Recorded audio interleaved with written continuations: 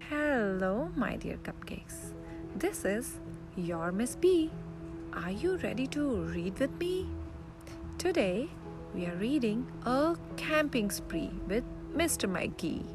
If you have a copy, go get it. Let's read together. A Camping Spree with Mr. Magee by Chris Van Dusen. Early one morning at 7:03, Mr. Magee and his little dog Dee packed up the camper and hitched up the load, hopped in the rambler, and then hit the road. They drove to the mountains, far from the sea, for 2 nights of camping or possibly 3. There's nothing like camping, said Mr. Magee. I know you will love it. Just you wait and see. The views are fantastic. There's hardly a sound. Aside from the wildlife, there's no one around. And the air is so sweet. You will sleep like a log, said Mr. Magee to his small spotted dog. A few hours later, they took a sharp right and found a great spot to lay camp for the night. It was high on a hill with a beautiful view of Mount Adams, Mount Lincoln, and Jefferson too. But perhaps the most wonderful feature of all was the brook that ran over a steep waterfall. Dee gathered pine cones and branches and logs. Magee made a campfire and cooked some hot dogs. And as the sun set behind far distant knolls, they sat roasting marshmallows over the coals. As the embers went out, they felt tired and dozy. So they climbed in their bunk beds, all comfy and cozy. But while they were falling asleep without care, along came a stumbling, bumbling bear. A kindly old bear whose sight wasn't so clear.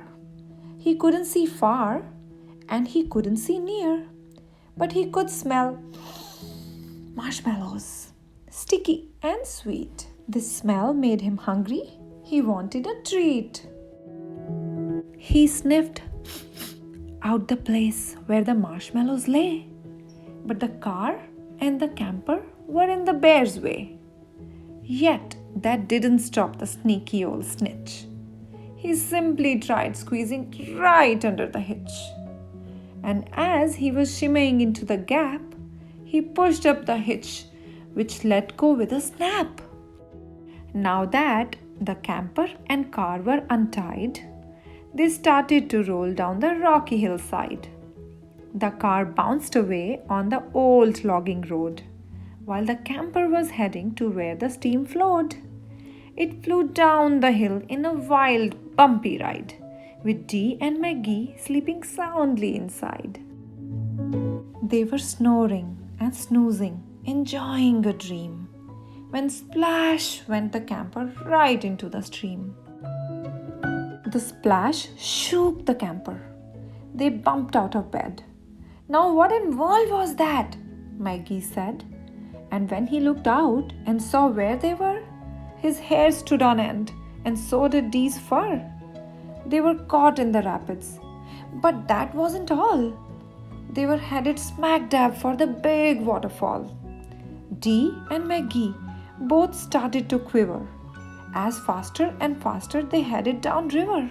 But just when they thought they would fall over the edge, their camper got stuck on a rock at the ledge.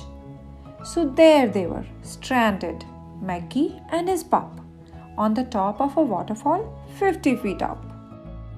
Meanwhile, that nearsighted bear from before was searching for one little marshmallow more, when lo and behold, as if out of a dream, he spied something sweet floating over the stream. But what the bear thought was a marshmallow treat was really the hitch and not something to eat. The bear was determined to capture his prize, so he jumped in the water right up to his thighs. He splashed through the stream to the edge of the fall and snatched up the trailer hitch, camper and all. Dee felt a tug. Maggie heard a knock as the bear pulled the camper right off the rock. He dragged them both all the way back to the bank when he realized the hitch was not sweet but quite rank. He spit out the hitch and left in dismay, while Maggie and Dee's camper again rolled away. It flew down the path with a jolt and a jar and stopped in some bushes right next to the car. Dee popped her head out. Maggie looked out too. Had they really stopped rolling? Could it be true? At last things were quiet and peaceful and still. They hooked up the hitch and drove off down the hill. And on the way home, Maggie said to Dee, "That trip wasn't quite like I thought it would be." So when they got home with the sky turning red, they decided to camp in the backyard instead. Welcome back, kiddos. I hope you liked today's reading. See you tomorrow with another book. Till then, keep reading.